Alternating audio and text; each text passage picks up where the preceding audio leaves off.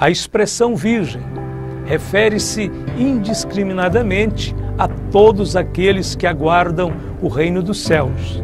Lamentavelmente, muitos dos que dizem estar aguardando o reino não poderão entrar nele por falta de preparo e ficarão de fora.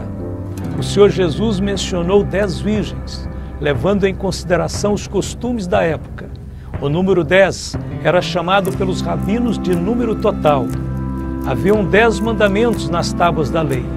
Eram necessários 10 judeus para iniciarem uma sinagoga. Usavam-se 10 tochas ou lâmpadas nos cortejos nupciais. Jesus dividiu o número em 2 para apresentar 2 classes distintas de pessoas. Era costume que o noivo fosse acompanhado de seus amigos à noite, à casa da noiva. O horário não era previamente marcado. Exigia-se que a noiva aguardasse prontamente. No momento certo, o cortejo era avisado da aproximação do esposo. As damas então saíam de casa com a noiva, iluminando o caminho com as suas lâmpadas até o encontro com o noivo. A participação das damas era de suma importância e de singular beleza. Havia música e cânticos. Na sequência do encontro, o noivo levava a noiva sob o cortejo das lâmpadas para a casa de seu pai. E era ali que aconteciam as bodas, que podiam durar vários dias. As damas tinham uma participação efetiva do início ao fim do casamento. As loucas, tomando as suas lâmpadas, não levaram azeite consigo.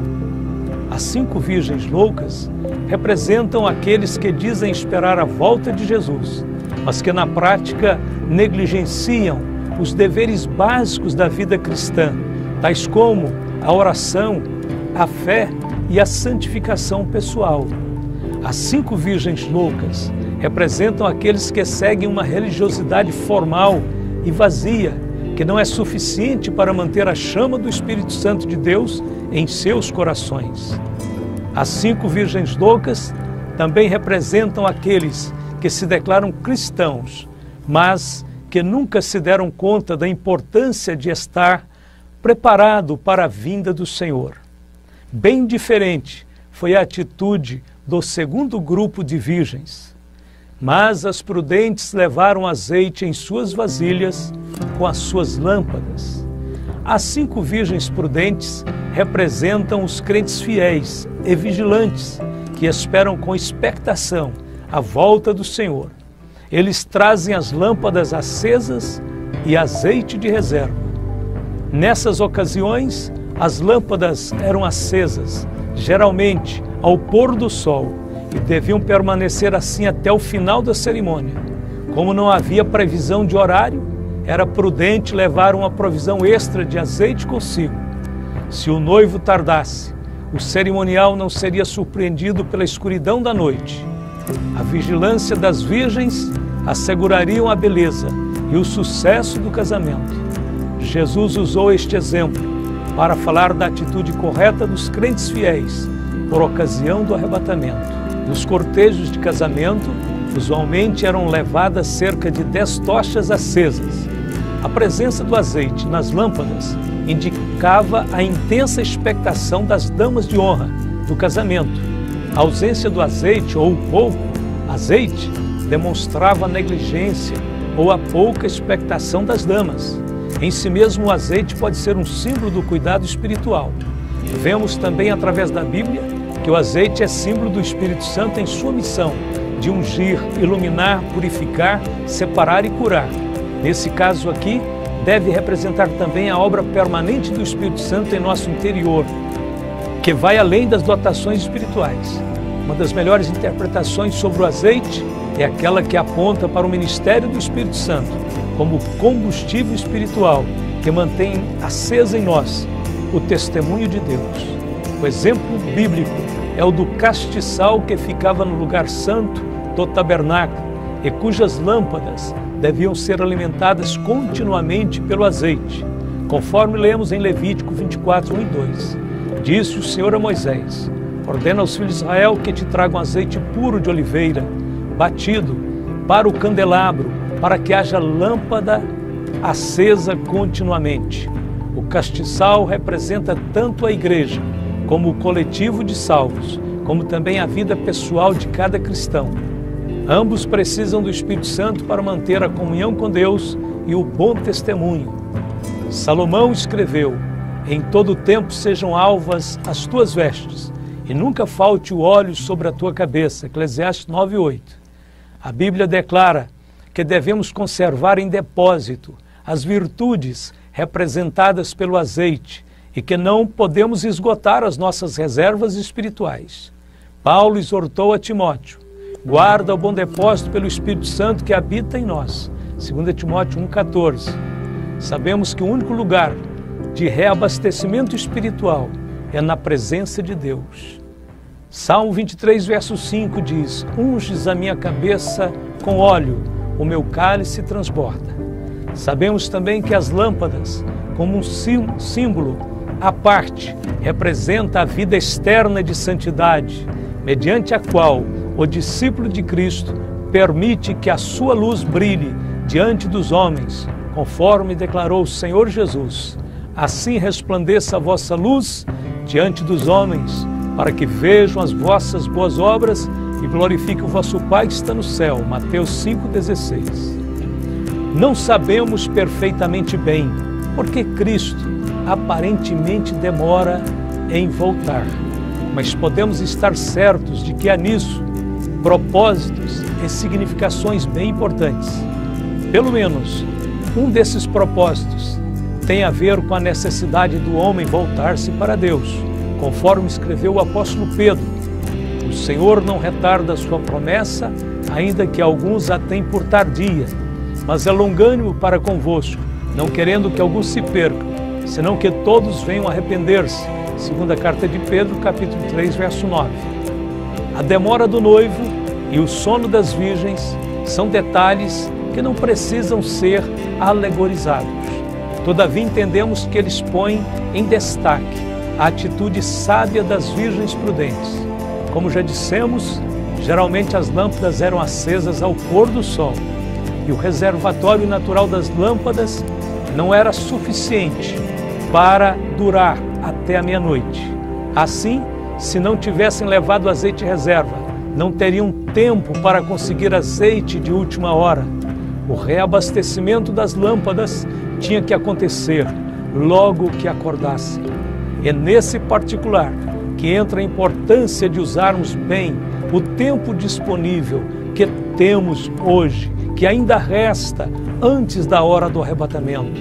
Paulo exortou: e isto digo conhecendo o tempo, que é já hora de despertarmos do sono, porque a nossa salvação está agora mais perto de nós do que quando aceitamos a fé. A noite é passada e o dia é chegado.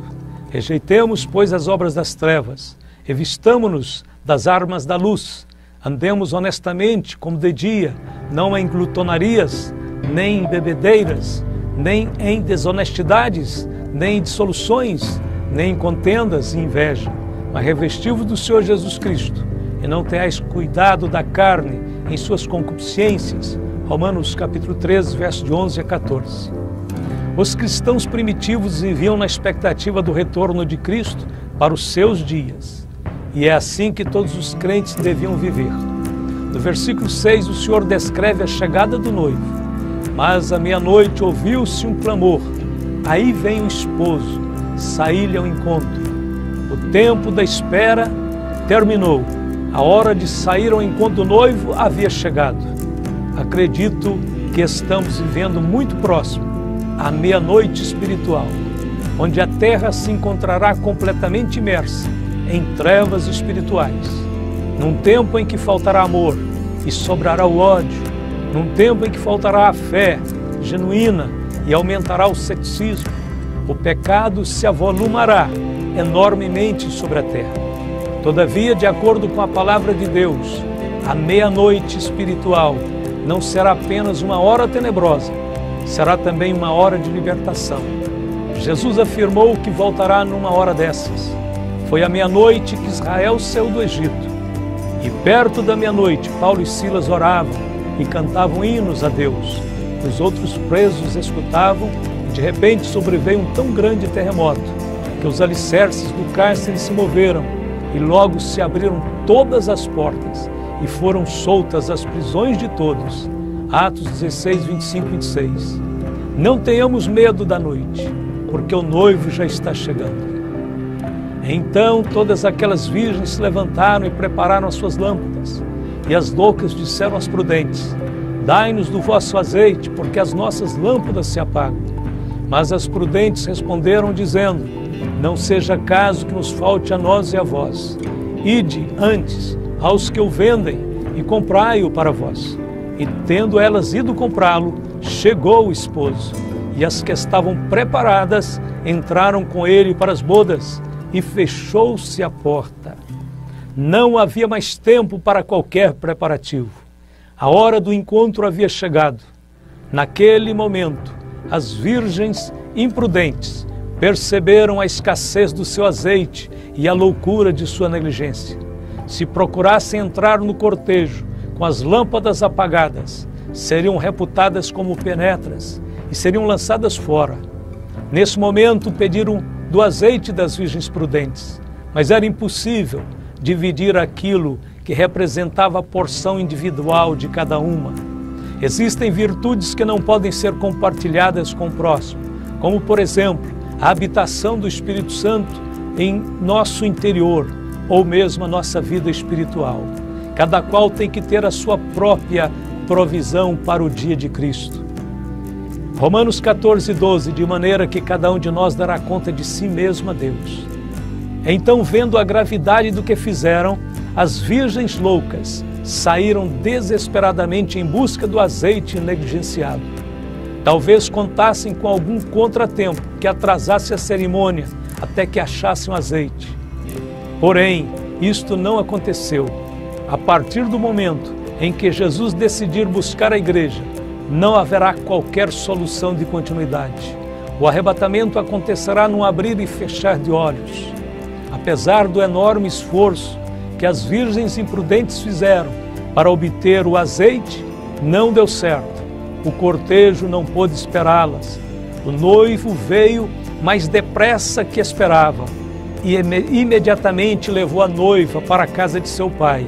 As 5 virgens prudentes que estavam preparadas compartilharam de todo o cortejo, fizeram uma belíssima apresentação e depois entraram para as bodas.